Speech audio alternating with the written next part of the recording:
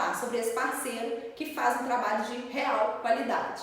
A Karina é a sócia proprietária da empresa e ela vai falar algumas coisas técnicas sobre marcenaria, esse elemento tão importante nos projetos, nas obras e nas reformas. Então vamos lá. Ei, Karina, tudo bom? Ei, Ju. Tudo jóia? Jóia, obrigada, pessoal. É um prazer estar aqui com você, Ju. Então, a gente vai fazer algumas perguntas para o pessoal de casa saber. Na verdade, a gente já teve algumas perguntas a respeito da marcenaria, o que a gente precisa saber. Bom, em primeiro lugar, o que você considera ser uma excelente marcenaria? Bom, uma excelente marcenaria é aquela que coloca as claras para o cliente, o que vai ser executado, né? Que tem um bom projeto, mostra para o cliente tudo que vai ser entregue e entrega para o cliente aquilo que foi contratado, né? Dentro do prazo acordado e um material de qualidade, né? Porque quem faz uma marcenaria planejada não pensa em trocar daqui 1, 2 anos.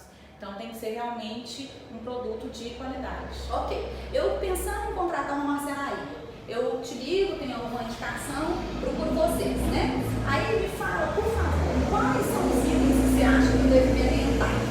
A marcenaria, a contratação? Sim, é muito importante, se você não tem indicação, se não foi algum fornecedor ou algum cliente, né, que passou a indicação da marcenaria, você pesquisar sobre ela, entrar em sites profissionais, pesquisar, ver se tem Instagram, rede social, o que for, né, o site, e procurar saber sobre essa empresa, a localidade, ver se o endereço confere, se a empresa está naquele local, montar, agendar uma visita no local, conhecer, ver como que acontece o processo de produção, né, conhecer o local, ver se realmente essa marcenaria, né, existe. Uhum. E a partir daí, você entender o seu projeto, você, né, tem a necessidade, você tem o seu sonho ali, então você quer fazer um armário? Eu quero que tenha gaveta, prateleira, então eu quero ver isso no projeto.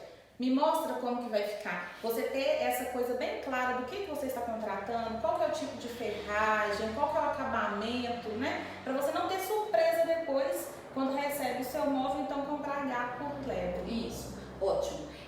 Qual que é a diferença, Karina, entre planejado e modulado, né? Porque tem essa questão da marcenaria. E outra, a marcenaria de vocês, ela trabalha com a parte de madeira que não seja a laminada ou a questão do USB ou a questão do MDF, ou qual placa que vocês trabalham e qual tipo de madeira? Você trabalha com madeira maciça, por exemplo? Sim, é muito importante essa questão do modulado e do planejado, porque existe essa diferença e as pessoas ficam muito em dúvida mesmo. O modulado, ele é um móvel que ele já vem em tamanho determinado. Então é um módulo de 1 por 50, né, 1,20 por 60, então você vai encaixar aquele módulo que já tem um tamanho estabelecido dentro do que você tem, né, no seu imóvel, no seu escritório, na sua casa. Já o planejado, você vai fazer de acordo com o que você tem. Então eu tenho um ambiente num tamanho X, eu quero que se encaixe perfeitamente ali. Então ele vai ser todo feito para maximizar o seu ambiente, o aproveitamento mesmo que você tem. Então essa é a diferença do modulado para planejado. A questão do MDF, a gente trabalha MDF 100%. A gente não trabalha com madeira. Existem maquinários específicos, é um outro tipo de fornecedor para poder trabalhar com madeira maciça, madeira de demolição. Então a gente trabalha mesmo com MDF, é o nosso carro-chefe. Tá. A madeira maciça de demolição seria mais uma carpintaria, né? Isso. Propriamente dito. Isso. E então, a marcenaria é outra. Isso. Quando a gente tem algum projeto de arquiteto em que pede, às vezes, um nicho, uma prateleira, algum detalhe que o cliente queira, a gente sugere ao cliente que, se ele não quiser fazer como outra empresa, a gente terceiriza. Mas aí isso já está, né, bem claro para o cliente que é um terceiro que está fazendo e a parte toda de MDF a gente consegue executar. Perfeito. Outra pergunta que eles fizeram está usando muito porta de correr, né? E por que essa porta de correr e a porta de giro, porque a porta de abrir todas abrem, né? Então a porta de giro, como que você especificaria, por que aumentou tanto, né, essa demanda? Sim, essa demanda aumentou muito porque antigamente os imóveis eram maiores, apartamentos maiores. Hoje a gente vê construtoras fazendo apartamentos sempre menores. Então, dada essa proporção de tamanho de ambiente, a gente tem que fazer um móvel de acordo com esse ambiente. Então, quando você tem um ambiente reduzido, você tem que fazer o projeto pensando nesse ambiente. Então, por isso está sendo utilizada muito a porta de correr. Porque nela você não precisa desse espaço todo para abertura da porta à frente. Então você reduz esse espaço entre o armário e o que normalmente vem depois, que é a cama. Sim. Então você tem um espaço coloca uma porta de giro, aí você tem que ter um espaço maior. Então a porta de giro pode ser utilizada com certeza. Vai depender mesmo do seu ambiente, o que vai ser melhor para o seu ambiente. Entendi.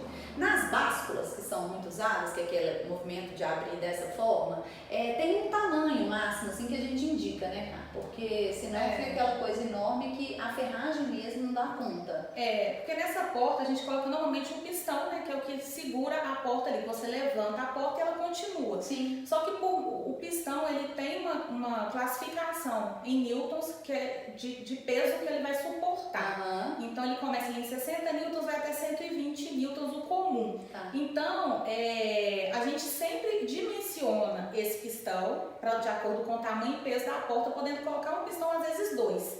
Mas dependendo se é uma porta, por exemplo, de vidro, que aí já vem uma estrutura, que aí ela fica muito mais pesada e muito grande, aí já realmente inviabiliza, porque você vai ter uma porta que vai assim, usou poucas vezes e aí o pistão já não vai aguentar. E aí você abre e ela vai bater. Ótimo. A questão da conferência no local é muito importante, né? Sim. Para a gente ver a questão dos pontos elétricos, dos pontos hidráulicos, da questão de como vai ser o acabamento no final do móvel, né, cara? Porque a gente preocupa muito com a questão de faz uma mesa para uma criança, por exemplo, ou qualquer pessoa, e o fundo não é amadeirado. Então fica o pé, né, na tinta e tal. Então isso é uma preocupação bem grande.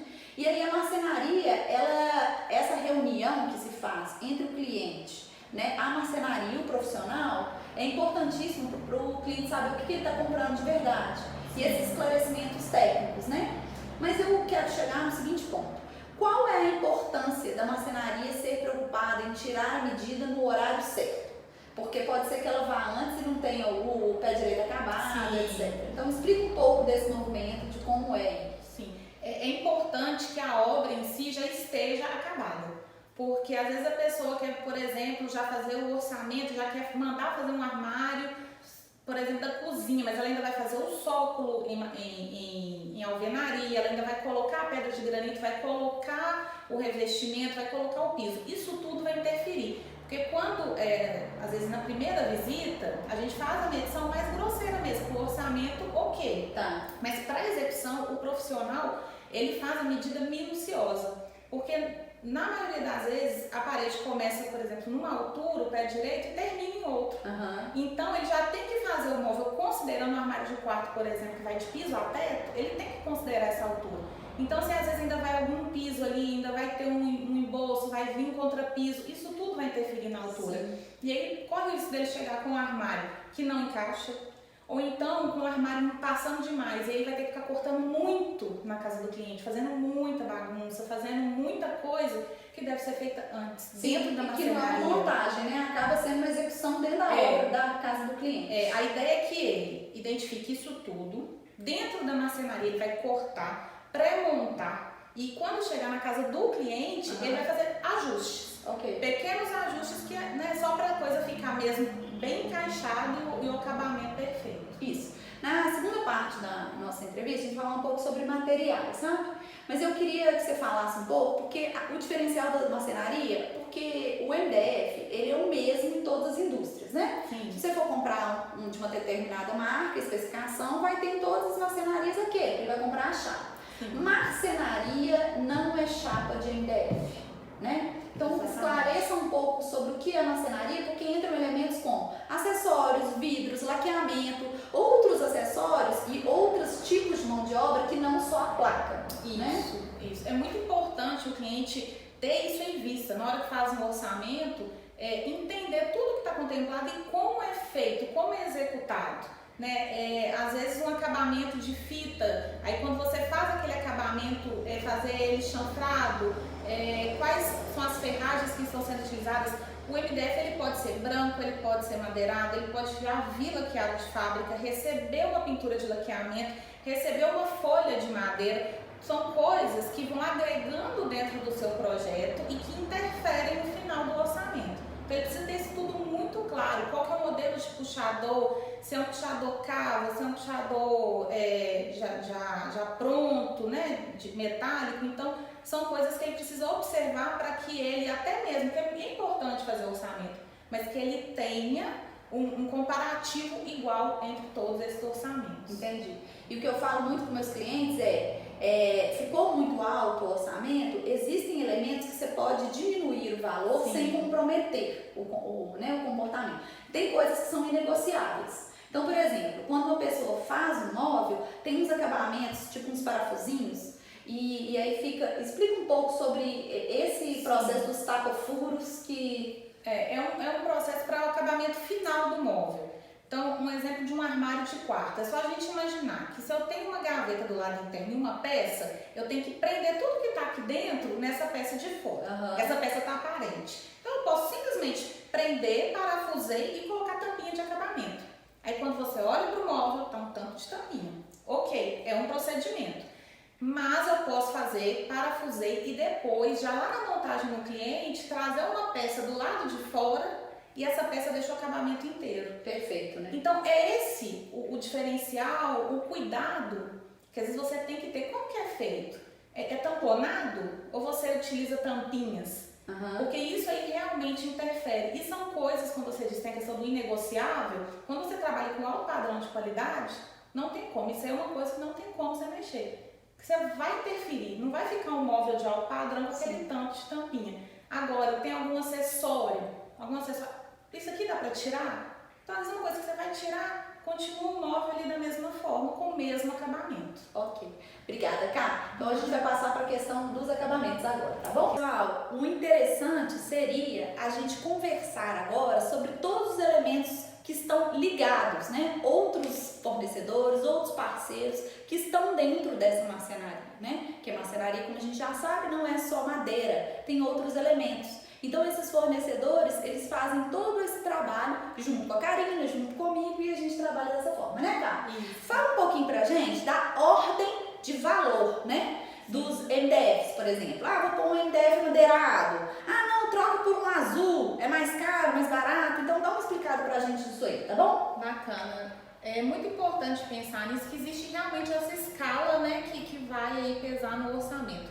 A gente começa com o MDF branco TX, que a gente fala, branco comum. Ele é o MDF mais em conta. Ele é branquinho, texturizado, tem outros tipos de branco, mas quando a gente fala o branco TX, é o branco mais em conta. Pessoal, é importante também saber a espessura do MDF. Existem MDF de 15 e de 18 milímetros. Então, para alguns lugares é importante usar o de 18 e alguns de 15. Não compre gato por lebre. Tem gente que troca tudo pro 15 para ficar mais barato, não é isso, cara? Exatamente. Então, a gente não deixa o cliente ser passado para trás. O fundo também tem fundo de 6 e fundo de 4. Então, às vezes o de 4, dependendo do móvel, ele já não fica, né, um móvel resistente. Isso. Fundo de gaveta também, né? Então, o preço mais barato, pessoal, o TX branco. Isso. Em segundo lugar, nós temos os madeirados, nessa tonalidade de madeira fosca. Esses unicolores também entram na escala do madeirado, né? Que aí a gente tem nesse marrom, tem preto, tem cores azuis. Eles se equiparam em valor com o texturizado madeirado. Então, às vezes a gente fala generalizando, é madeirado. Amadeirado. Tanto geral. esse quanto esse aqui entram na mesma escala. Perfeito. Agora, em terceiro lugar, esse aqui também é o mesmo do nosso madeirado, ele também entra ali junto dos madeirados. E aí depois a gente tem o MDF Lacadê, que é o MDF que já vem laqueado de fábrica. Ele tem esse brilho, né? Ele já vem assim brilhante, mas ele vem de fábrica sim. Então ele tá aí em terceiro lugar. e o MDF de fábrica, Cá, deixa eu explicar um pouquinho, ele vem assim, tá vendo? Então o acabamento dele no MDF de fábrica, que é o MDF nessa laca que a gente chama Lacadê e outros, né, fornecedores que tem também, ele tem esse formato de madeira. Quando a gente passa para um material acima, que é o material da laca, né, Cá? Isso. Como que é feito essa laca? Aí o laqueamento pintura, aí ele já tem um acabamento diferenciado, porque você tem essa pintura aqui na borda. Então ele traz esse acabamento arredondado, que a gente não consegue no MDF Lacadê. Então esse é um grande diferencial do laqueamento pintura, essa questão desse acabamento mais fino. quando a gente pinta aqui na lateral, fica uma coisa contínua, tá vendo? Não tem aquela fita de borda que a gente usa e que aqui, ó, fica marcado. Ele é uma superfície única, então faz toda a diferença no material. É um dos materiais mais nobres que tem, tá vendo? E tem várias cores. Quais são as cores, Juliana? Essas. Então tem são muitas cores. Você pode escolher do tanto que você quiser. Então um tom mais bege, um tom mais claro. Ah, esse não é marrom pra mim, esse é mais laranjado. E isso que acontece. Então essa outra peça aqui é uma peça maior também dessa forma. Que desse lado tem uma questão do MDF mesmo e desse lado é o laqueado, tá bom? Dentro das portas de armário, vamos supor que seja uma porta de armário. E a gente abre ela, aqui pode ser tanto um acabamento branco, né? Um acabamento mais simples, e aí realmente a gente tem um acabamento mais barato, né? Ou é de um MDF colorido, que sobe um pouco o preço, o acabamento fica maior, mas tem pessoas que, como tá dentro do armário, não faz tanta questão. E aí a gente sobe para uma outra faixa. A gente tem duas formas de se aplicar isso, e acaba explicar pra gente direitinho. Pode falar. O primeiro... Aqui nós temos o acabamento em lâmina. A gente fala que a lâmina, ela traz essa realidade da madeira. Nós conseguimos também a questão da madeira no próprio MDF, né, que ele já traz esse aspecto de madeira, mas a gente vê o realismo, né, Ju, da madeira na lâmina. Então, esse acabamento, ele já vem para essa outra escala, que onera bem mais que o MDF já madeirado de fábrica. Os veios da madeira são mais naturais. Quanto mais próximo do natural, mais caro por conta disso. E ainda a gente tem um outro elemento que é muito importante, que também trabalha como se fosse uma folha, assim, que são a questão dos melamínicos, né? Que a gente usa tanto externo quanto interno, aqui nesse caso a gente está usando internamente, que pode usar água, que pode ser usado em clínicas, hospitais, porque podem ser usados materiais de limpeza mais fortes. E aí não tem tanto impacto no material. E água também, que vai escorrendo ao longo do tempo, e que essa madeira do MDF tende a inchar e a outra tem uma proteção que não tem problema. Então você pode até revestir, tem muitas casas que revestem as paredes, né, de forma que os hospitais fazem assim também, para ficar melhor. Então nessa gama de madeira, a gente tem essa escala de valores que a gente fala de custo-benefício. Todos são ótimos materiais, mas a questão da estética vai pesar e a questão da aplicabilidade. Então, por favor, cuidado nas especificações. A gente é bem chato em relação a isso, porque a especificação muda todo o seu projeto. Se você tem uma clínica dentária, se você tem em qualquer outro lugar, você não pode usar qualquer tipo de material. Isso a gente fala para as pedras, a gente fala para a marmoraria. E a marcenaria também entra nesse pacote. Bom, agora a gente vai falar uma coisa com enfeite, que eu acho maravilhoso e que é muito legal. Vamos lá nas questões dos vidros, tá? A gente tem vários tipos de vidro. Então vamos comparar esses dois, por exemplo, né, Carla? Qual que é esse vidro? Esse aqui é um reflecta que a gente tem, esse também é um reflecta, só que esse é o que a gente chama de prata ou cinza e esse é o bronze ou champanhe. Ele é um vidro que ele traz uma transparência, que você consegue ver um pouco da parte interna e ele traz o refletivo do espelho. Então ele é muito usado, muito especificado, né, Ju, em questões de cristaleiras, onde você quer mostrar a parte interna, mas também quer esse aspecto bacana do espelho. Ele é muito utilizado. E que é muito diferente do espelho propriamente dito. Ó, eu tô pondo minha mão aqui atrás, não dá para enxergar. E esse reflector dá para enxergar atrás. Então quando você quer fazer só um painel de espelho é uma coisa. Outra coisa é uma porta que tem um reflector, que é essa questão, tanto do refletir quanto de aparecer dentro. Sim, é muito importante que às vezes as pessoas têm que pegar um reflector e colar na chapa de MDF. Então você perde completamente o efeito dele, ele se perde. Então ele é utilizado ou em portas feitas com moldura de MDF ou então em portas de estrutura de alumínio, porque aí você tem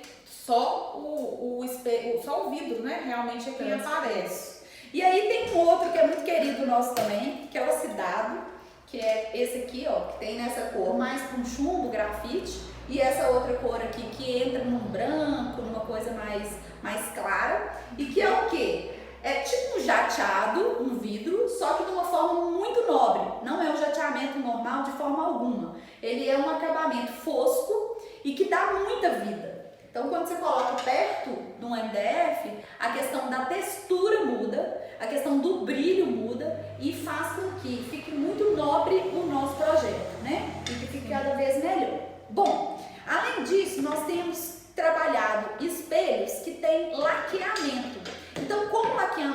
madeira, que é essa questão de pintura, temos o vidro laqueado. A Cá trouxe o vidro branco, que eu acho que é muito importante a gente falar, que existem N tipos de vidros laqueados.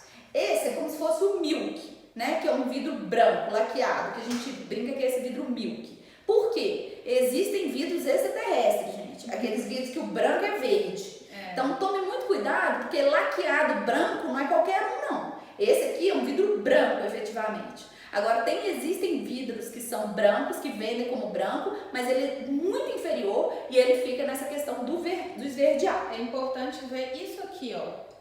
Porque quando é o esverdeado, isso aqui aparece realmente verde. Então, quando você vai orçar, até você perguntar, ok, o vidro é laqueado, mas é laqueado no extra clear? É o branco extra clear? O extra clear é esse branquinho. O outro, você já corre o risco de não ficar realmente tão branco. Você vai enxergar um verdinho aqui.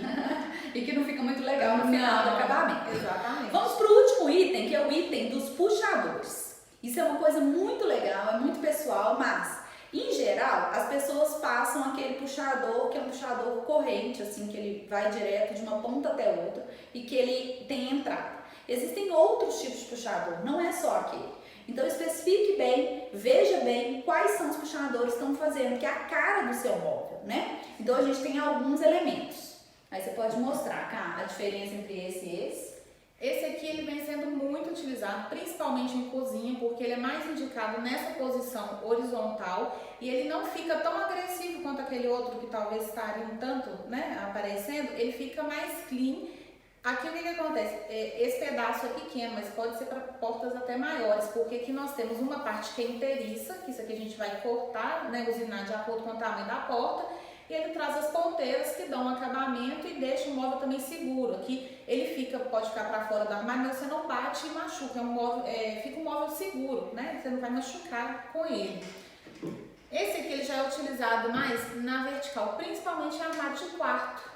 Porque ele vai ficar clean, ele não vai ficar aquela coisa, aquele puxador imenso aparecendo, e ele é suficiente para você poder ter a pega e a porta correr. Utilizado tanto no MDF, ambos são utilizados tanto em MDF quanto nas portas de vidro ou de espelho, podem ser utilizados. Sim.